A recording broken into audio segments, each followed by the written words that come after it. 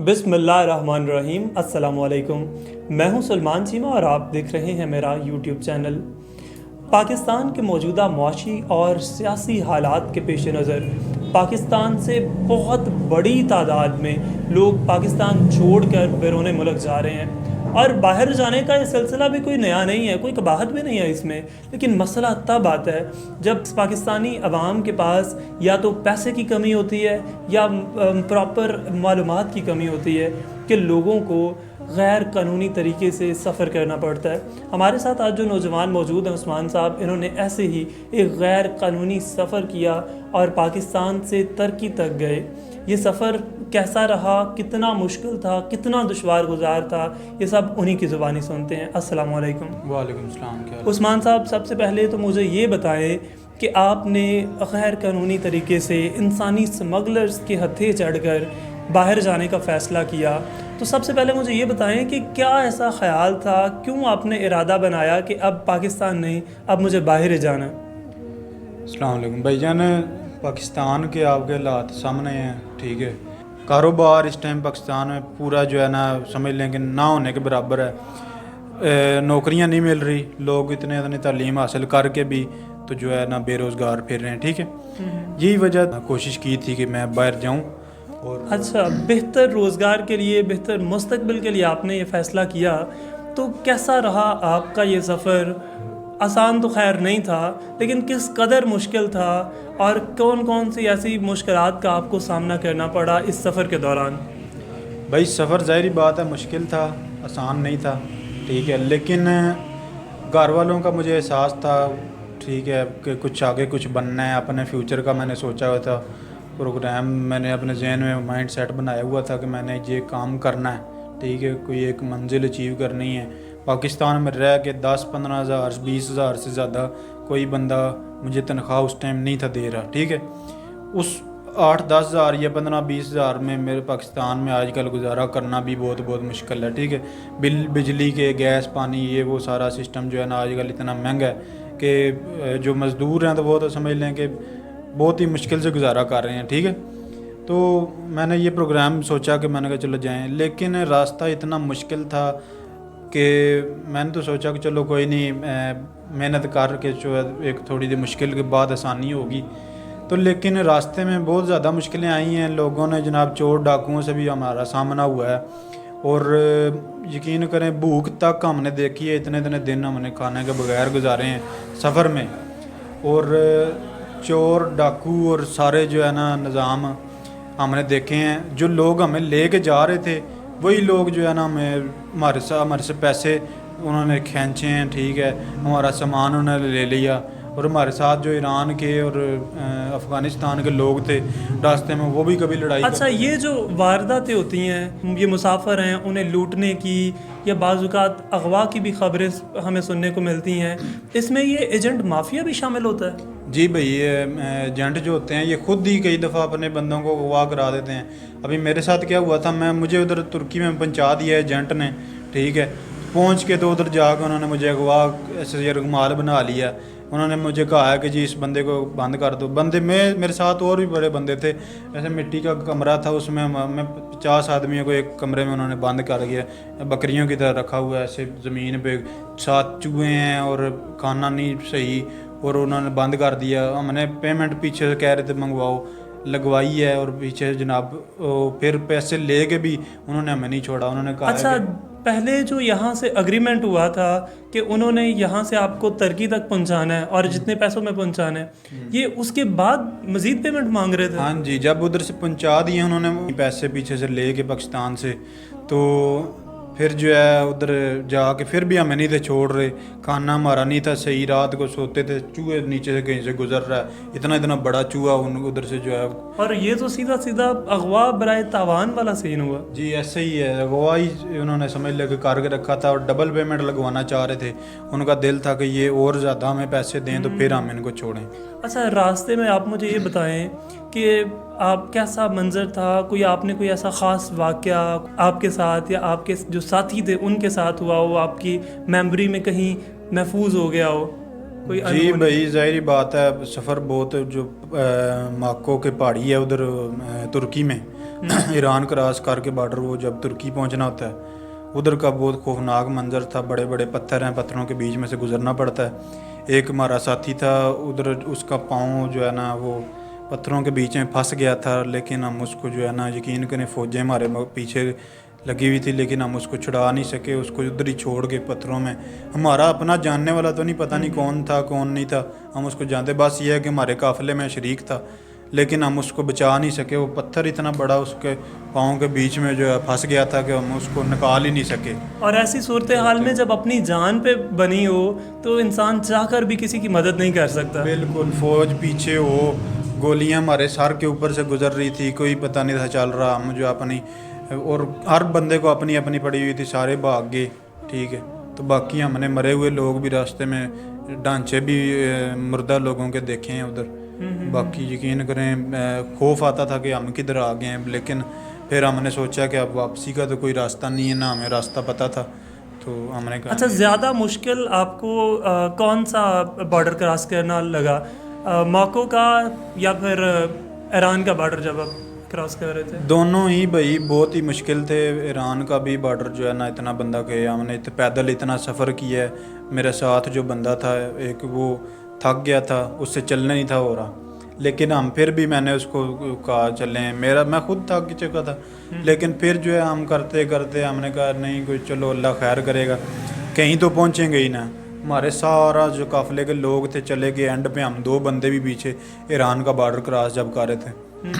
اور یہ بات میں ناظرین کو بتانا چاہتا ہوں کہ قافلے میں یہ لازمی ہوتا ہے کہ جب کوئی آپ قافلے سے بچھڑ جاتے ہو نا, کوئی ایک آدھا انسان پیچھے رہ جاتا ہے تو وہ پھر علیحدہ ہی ہو جاتا ہے, کیونکہ ایجنٹس جن راستوں پہ لے کے جاتے ہیں ان کا صرف انہیں ہی معلوم ہوتا ہے, ورنہ اتنے بڑے میدان اور اتنے زیادہ پہاڑوں میں راستہ ڈھونڈنا ہر بندے کے بس کا روگ نہیں ہوتا. بالکل بھائی, میں تو یقین کریں راستہ بھول گیا تھا. آگے والے بندے پتہ نہیں کدھر سے کدھر, ہم تھک چکے تھے, پانی ختم ہو گیا تھا ہمارا. پانی پہاڑوں میں چل رہے تھے ایران کا, جدھر وہ بلوچستان کے پاس یا کوئٹہ کے پاس جدھر وہ ہے بارڈر, ادھر ہم چل رہے تھے. پانی ہمارا ختم ہو گیا تھا, بوتل پینے والا.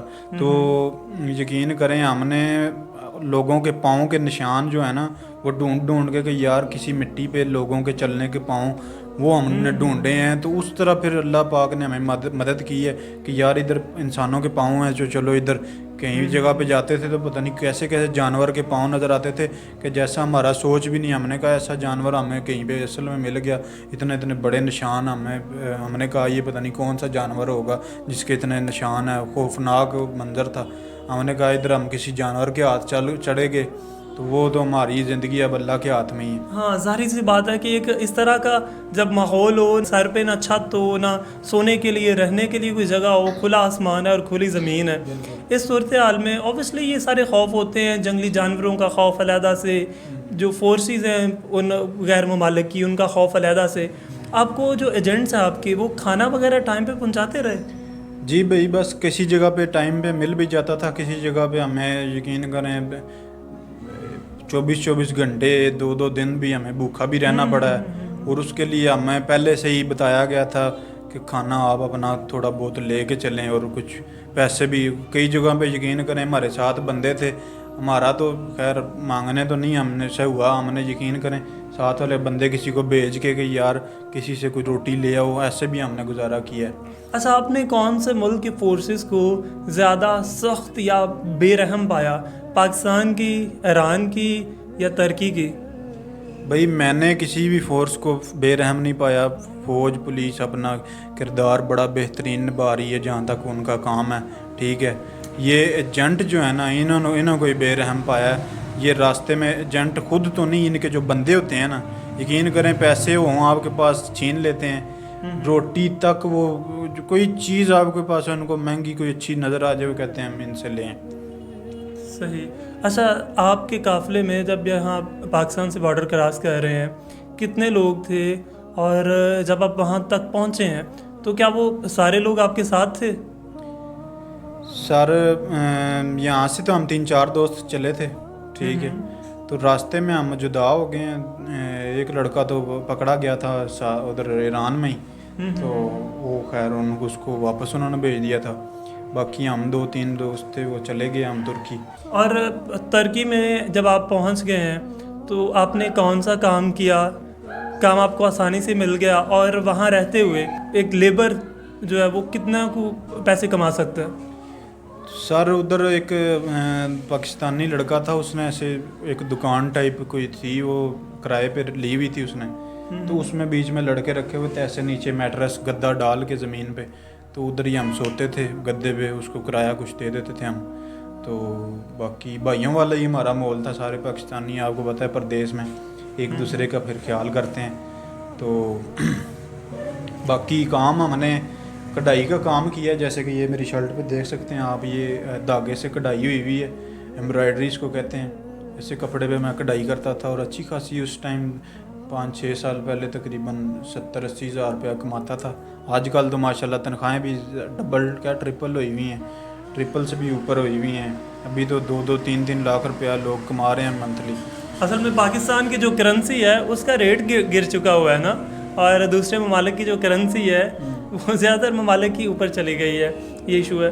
میں نے یہ سن رکھا ہے کہ ترکی میں قانونی طور پہ جو اللیگل ہوتے ہیں ان کا علاج الاؤ نہیں ہے, یا آپ کو پیسے دے کے یا کسی ترکی جو نیشنل ہے اس کی سفارش سے جو ہے نا اپنا علاج کروانا پڑتا ہے.